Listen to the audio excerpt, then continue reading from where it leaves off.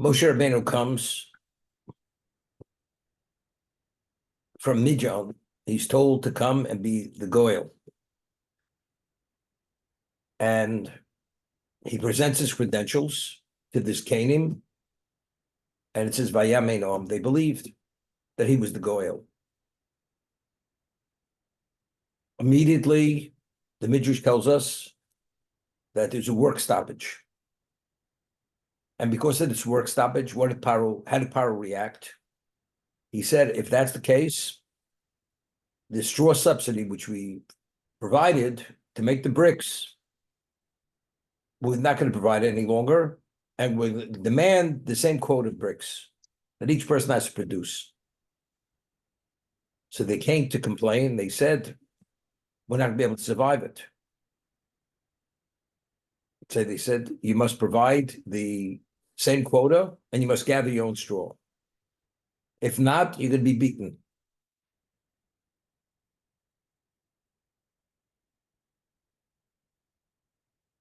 And what did Paro say? Why? Why are you complaining?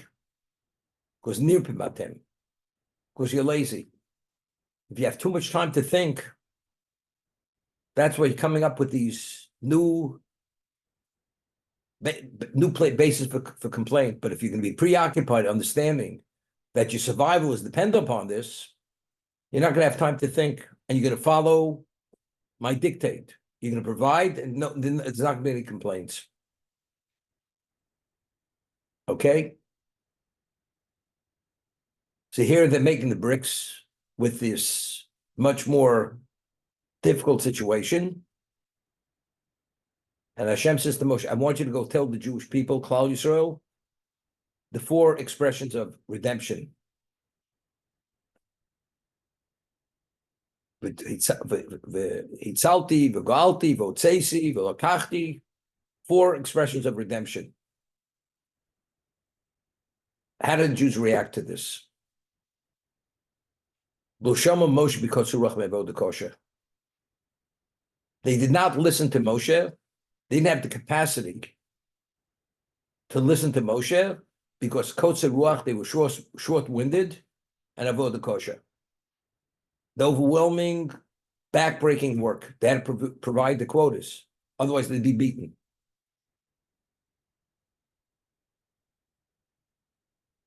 So if you take a look in the Sefarno on Blosham Moshe, Yikotzer Ruach Avodah Kosher, I mean, here he's telling them that this situation now is going to be a short-lived situation. Hashem's about to take you out. It fell on deaf ears because of their personal predicament. Because of their personal predicament that they were overwhelmed with this difficulty, it didn't penetrate.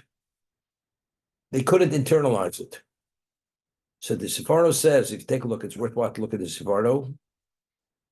Because of that, that's why they did not go into Eretz Yisrael. Your children will go in. You're not going in at this point. Why? Because the only reason why there was a Chet HaMeraglim is because initially they didn't have the internal broadness to accept the word of Hashem. If they would have had it, they wouldn't have bought into the Amundsen reports of the 10 Meraglim. The only reason why they bought into that, and even the Meraglim, Yeshua and Kalev saw the same thing as the other 10 saw it. And when they saw Eretz Ochel Yoshveo, that it's a land that devours its inhabitants, what did Yeshua and Kalev say? We will defeat them. Not that they were burying their dead, that's a sign that they're all dying. The Meraglim said, no, that's a sign, it's a land that you can't survive there. They saw the same thing. Each one saw it from their own vantage point. Why did the Meraglim see it from their vantage point differently than Yeshua and Kalev? For the same reason why, at this point, because if they would have seen it at a broader level, they would have seen the same thing then. If Hashem says it's an Eretz Zovas Chol V'Dvosh, you have a question, the question is not the answer. That you're turning the question into the answer, it says, we're in an impossible situation. Unless we do for ourselves, we're not going to work it out here. If that's the case, seeing it in that limited, through that limited lens, you have the Meraglim. And all the Jews bought into this. They followed what the Tanit said, not what Yeshua Kolovitz said. We wanted 40 years because of this. This is just the background. The Klausha from day one, Moshe Rabbeinu proving that he's the Goel. He's the Shlich Hashem, he's God's agent. Perform miracles. And he finally takes them out. Esamakos. All revealed miracles. Paro himself said it's witchcraft. After it was proven it was witchcraft. We were beneficiaries. The Egyptians were the victims of the Makos. We left Biod Rama. We left with great glory. We left during the daytime. We didn't leave at nighttime like fugitives escaping. And Moshe is leading all this. Okay? They come to the Yam Suf. Moshe splits the sea for them. Oz Yoshir. Vayimid Hashem Moshe Abdo. They believe Moshe and Shem. Vayimid Hashem Moshe Abdo. Could you have better than that? They believe Moshe is Be'ever Hashem. And Hashem is Hashem. And we say, what the maidservant saw at the sea, the level of revelation, even Yecheskel Novi did not see. There's a question, did they see 50 miracles, 200 miracles, 250 miracles, but they saw something which is one of a kind. And who's leading all this? Moshe Rabbeinu. Okay? They finally come to Sinai.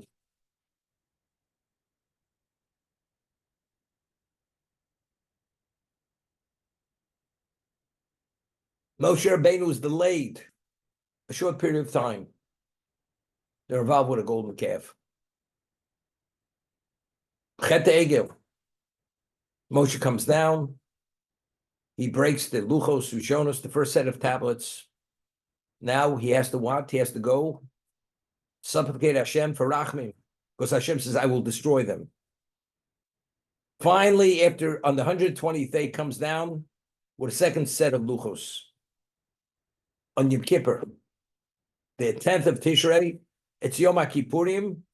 Was that we came down? That was an indication we had a full kapara. Okay? And all of a sudden, when they see Moshe's face, it's radiating a kedusha, a holiness, that they can't look at him. Okay? This is Moshe Rabbeinu. Took him out of Egypt, the Esamakos, splitting of the sea, the battle with Amalek, everything in the interim, Kabul Zatorah. He saves the day because Hashem says he will destroy them. Moshe Rabbeinu comes down looking differently. He has a level of Kedusha, one of a kind, that they can't even look at him. And he has to cover his face with a mask, of course, of the Kedusha. And he brings him a second set of Luchos. And Hashem says, V'osli migdash shechanti b'tochem. Make for me a migdash that I should dwell in their midst. Now, over here, interesting midrash. Now, why do we need a mishkan? Because as a result of Chet Egel, even though we would give a luchos shneos, but the ultimate objective is that we have to have a relationship. Hashem has to dwell in our midst. But directly in our midst, it can't be because we were already tainted with Chet Egel. Has to be through a medium. What's the medium? The medium is called Mishkan. That's how Hashem will dwell in our midst. So Moshe is in Shemayim, and the Medrash says like this. There's a pasuk in Mishlei.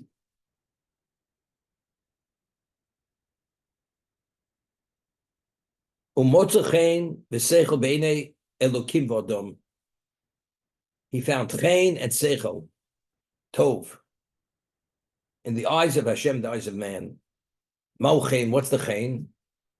B'shoshav HaKadosh Baruch Hu l'Moshe b'har al melech HaMishkan. Reading the Midrash Tanchuma. When Hashem had spoken Moshe Rabbeinu about the building the Mishkan on the mountain, he showed him each vessel exactly how it should be constructed. Shenemar, as it says in the Pasuk, you will see and make based on the form that you see that was shown to you. Moshe initially thought he'd be the one to build the Mishkan. Why? What did Hashem say to Moshe? You will make the beams. You will make the table. You will make the mizbeach. Every aspect of the Mishkan says you will make continuously. So Moshe Rabbeinu thought that he'd be the one to make the Mishkan. Came to see the dover. After Hashem gave him the full format of how the Mishkan has to be made, Moshe says to Hashem, Master of the universe, us, but who's going to make it all?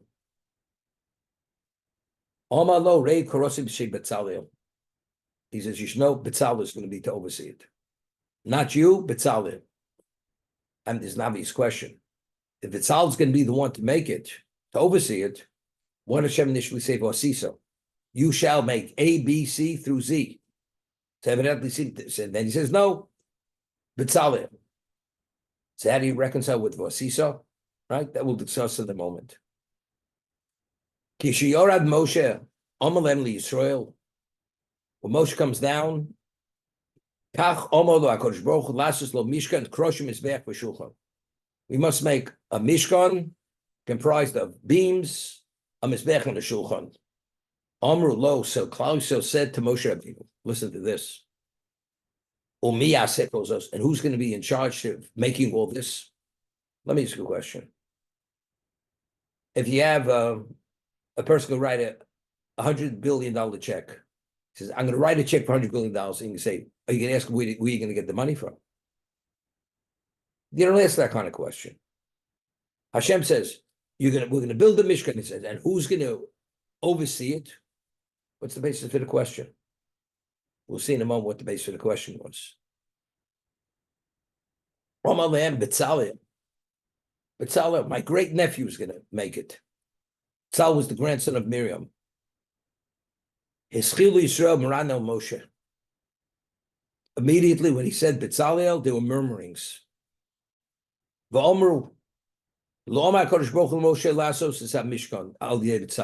In truth, Hashem never said that Betzalel should be the one to build the Mishkan. Ela Moshe me'atzmo, memad also. It's Moshe Rabbeinu's personal appointment. Hear this? Hashem said, Hashem said, they said, the murmurings, no, it's not Hashem. Moshe himself made this decision. Al Shukrovo, you know why? Because he's his relative. Moshe Melech, Moshe is the king.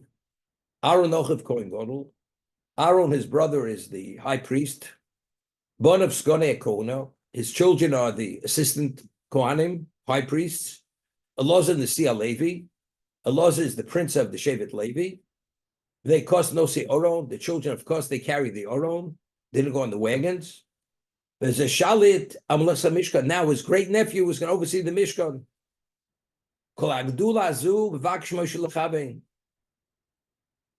Moshe wants all the glory for himself, him, his family. You hear this? This is nepotism. They're suspecting nepotism. Could you imagine?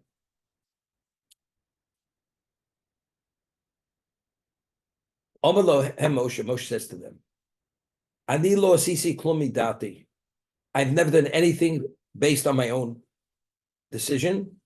Ela Kodesh Baruch Hu Omar, whom Mar Elohem. He said, Hashem, and I will prove it to you. How am I going to prove it to you that Hashem said this? Betzalel's not my pick. It's Hashem's pick. Ru Korah Hashem b'shem Betzalel. Hashem called the name of Betzalel. Kama shenema motzachem v'seichel Tov Be'eli Elokim V'Adam. And this is the pasuk when he actually showed it's Bezalel, because only Bezalel was qualified, nobody else was qualified. So Bezalel was Motzachein V'Seichel Be'eni Odom Elokim V'Adam. So Chem Seichel Ze Bezalel Shama Kodesh Baruch Hu Ru Kor Hashem B'Shem V'Adam Eli Yisrael. When they heard Moshe Rabbeinu's explanation, they accepted it. Now, it says in the pasuk, who was qualified to make the Mishkan? You had to be endowed with Ruach HaKodesh. You had to be spiritually divined, endowed with divine inspiration. The Gemara says the B'Tzalel knew how to conjugate the letters that the world was created. It was a level of connection to Hashem. Nobody had that connection. So when they heard that, they said, okay, now it's okay. Now we understand. So what they were convinced was they understood. But if they wouldn't have been convinced, as Moshe Rabbeinu said it, and they felt they could be qualified, they say, where are they going back to? They're going back to nepotism. There's nepotism. Moshe is this, his brother's that, his nephews are that. He's running the show. He's taking it all over. He wants it all for himself. Could you imagine? Moshe Rabbeinu took him out of Egypt. Esa Malkos, Kriyas Yamsuf, Kabbalah Satorah. They do the Chet Egel, they're supposed to be destroyed. He goes to bat for them, and Hashem forgives them due to Moshe Rabbeinu's supplication. Brings him a second set of tablets. He's radiating a holiness with nobody radiated this holiness ever before. And they suspect him in this state of Kedusha. It's nepotism. You tell me, what's this all about? But where does this all go back to? When Moshe Rabbeinu spoke to Klal Yisrael in Egypt and brought them the Daled Shalei Gula, the 4 expressions of redemption, they heard it. They believed Moshe was the Navi. He proved he was the Navi. He was Hashem's agent.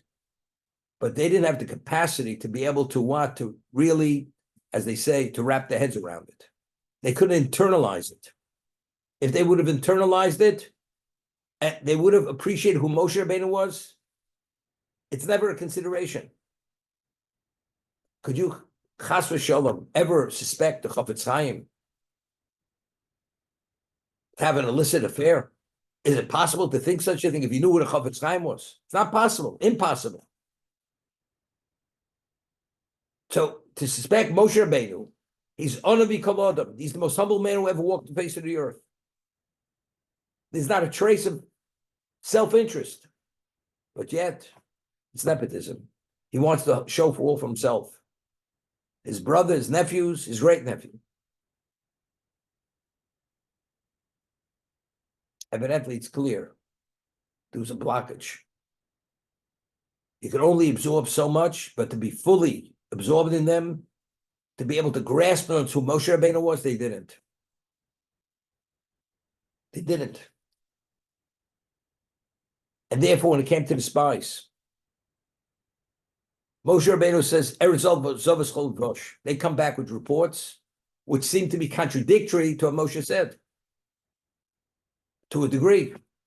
It may be the case, but not for ordinary people. We're ordinary people. We're not giants. Only giants could survive that kind of situation. We're not at that level. But how do you question the word of Moshe Rabbeinu? At Sinai, Hashem says, B'chol yamin l'olam. As the Rambam says in the Hilchot Sodei Torah. Then after Sinai, hearing Hashem speaking to Moshe directly, Moshe is Hashem's spokesman. And yet, we find we have a Korach. What was Korach's claim against Moshe Rabbeinu? Exactly what was going on right this moment. Nepotism. What did Korach say? Korach was the wealthiest Jew who ever lived in the history of this world. He had pedigree.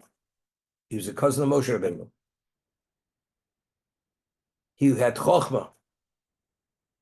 And yet his envy, that he thought that he was qualified, he felt he was qualified, didn't allow him to accept the fact that Aaron's more qualified than he is. Automatically, what was his claim? Nepotism. That was his claim. And why did Bezalel play that card of nepotism? Because he already saw by the Mishkan. Immediately when he said Bezalel, there were murmurings. Immediately. He wanted it all for himself. So why did they accept what he said? Because they realized to be able to oversee the Mishkan, you have to have certain qualification. And he was the only one who had this qualification. He says, oh, now we understand. We understand.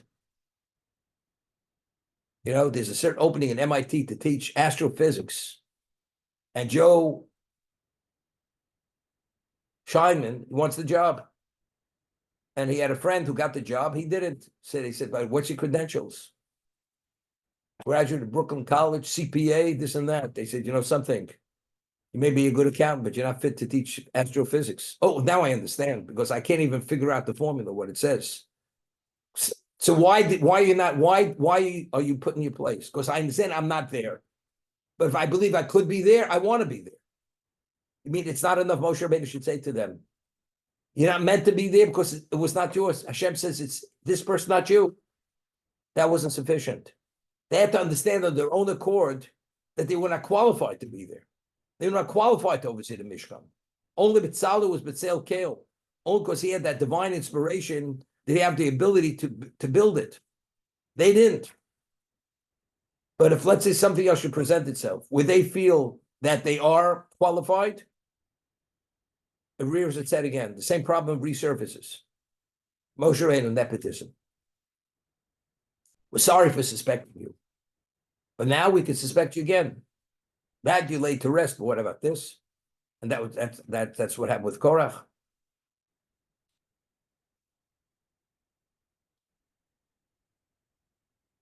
We find by the Avos HaKadoshim that Hashem did not associate his name with them until they passed away.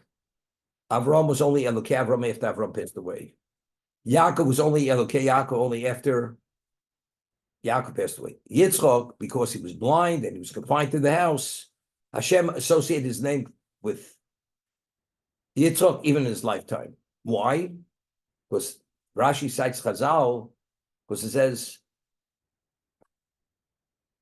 till the last moment of our lives, Al Tamid B'Atzmat Yom Mosko.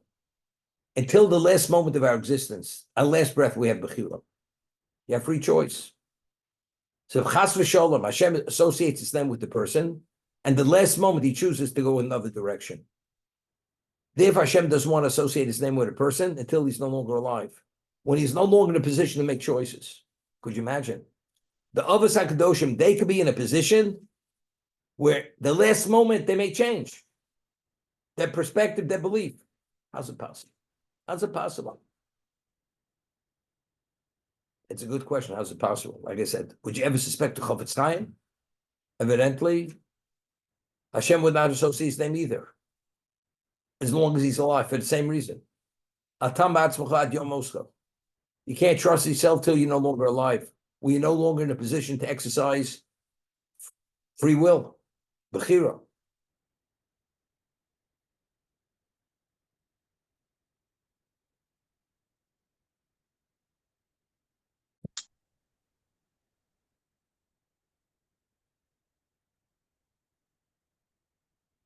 Moshe, Hashem says to Moshe, I'm going to send my malach. I don't want to go among them.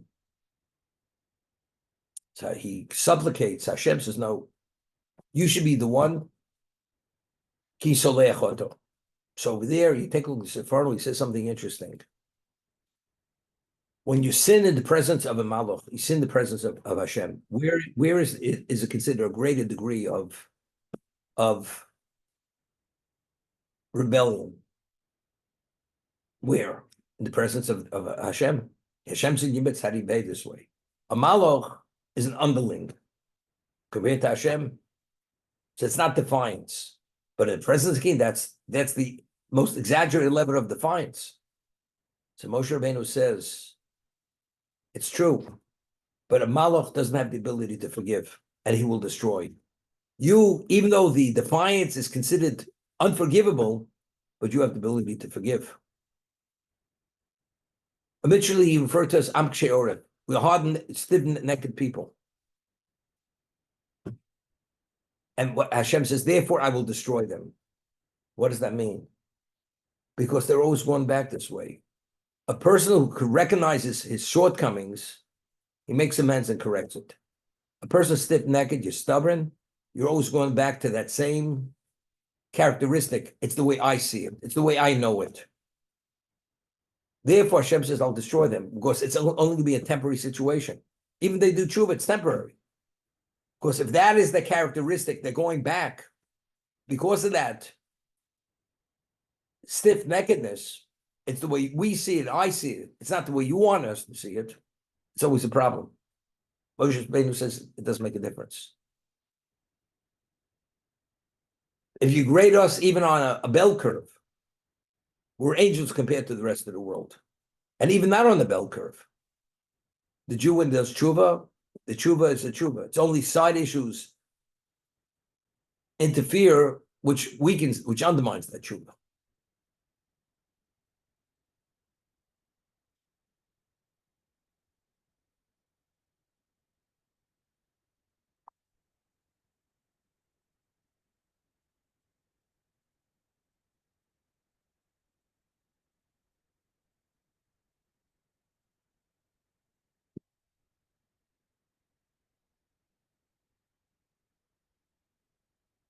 Why was Bezalel chosen? Bezalel was only 13 years old when he oversaw the Mishkan. And what was the qualification? The qualification was he had to be endowed with Ruach HaKodesh. Otherwise, he wasn't qualified. And he was 13. Now, where do we learn the Lamites Melachos from? The Lamites Melachos are learned from the Mishkan. All the creative activity that was done in the Mishkan, those activities are the creative activities you're not permitted to do on Shabbos. What does the Mishkan have to do with Shabbos? What relevance does it have? But the Torah juxtaposes Losasko Malocha to what? To the Binyan Mishkan, to tell us that you're not permitted to build the Mishkan on Shabbos. All those activities are not permitted. So there's a midrash. The midrash tells us that the Mishkan itself was a microcosm of existence. So every malacha that existed in the Mishkan to create that Mishkan corresponds to a force, a spiritual force, which brought about creation originally when the world was created. And the midrash goes to explain. We find at the time of creation, what did Hashem say? Hashem said, Yikova Mayim, v'yirah yabosha. Let the water gather and the dry land should be seen. What part of the Mishkan corresponds to that statement? So the midrash says, the Kior. The Kior was the laver where the water was contained. That corresponds to Yikova Mayim. What corresponds to the heavens? There's a pasuk in Tehillim. It says, Note Shamayim Kiriyah. God spread the Shamayim like a Uriah. The Uriahs in the Mishkan. It's tapestries, curtains. So, and the Midrash goes to show how every aspect of Mishkan corresponds to creation. So what was the Mishkan? The Mishkan itself is a microcosm of creation, except its manifestation is in the physical, representing the equivalent of the spiritual. That's what it is.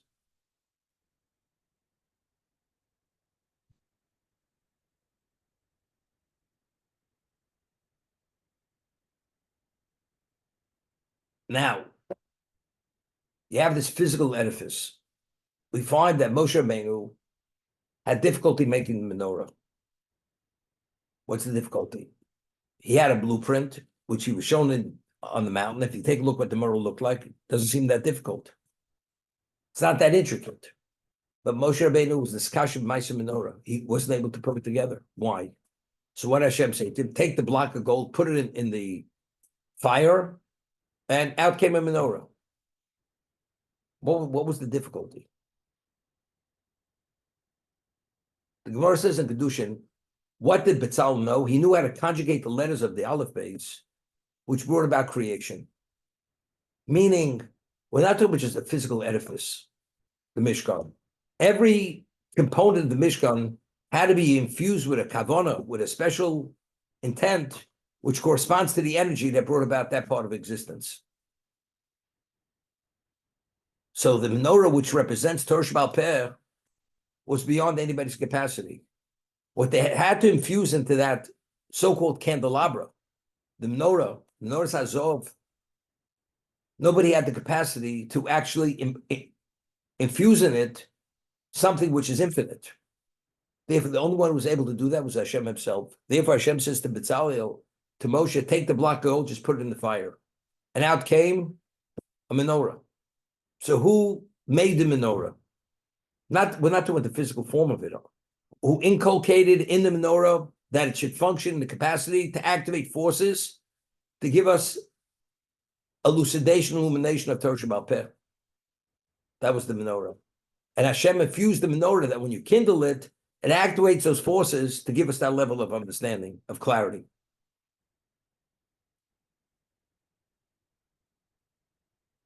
So as explaining, so why did Batzalel need Ruach HaKodesh? To be in touch with all the various kavonos, knowing the representation of all these energies, what had to be inculcated in every one of them, therefore you need Ruach HaKodesh. So when the Klal Yisrael realized and understood what it entailed, it's not just building a physical edifice. It's an edifice which has a certain degree of representation, and each part of it has to be infused, inculcated with a certain kavanah. They realized it's beyond their ability. It's beyond their capacity. They say, oh, now we understand. It's Betzalel. He's Betzalel, he's Betzel Kel. We're not Betzel Kel. We're not there. But why isn't Moshe Rabbeinu's word enough? His word should have been enough. The answer is, like a person, I know I'm wrong, but I'm going to ask the question in either case. Because it's bothering me. I need an answer.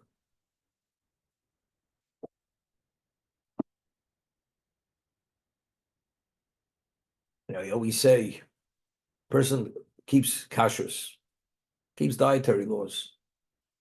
And you go to the Rav, to the rabbi, and you say, Rabbi, I understand, I'm an observant Jew, I don't eat anything which doesn't conform with dietary laws.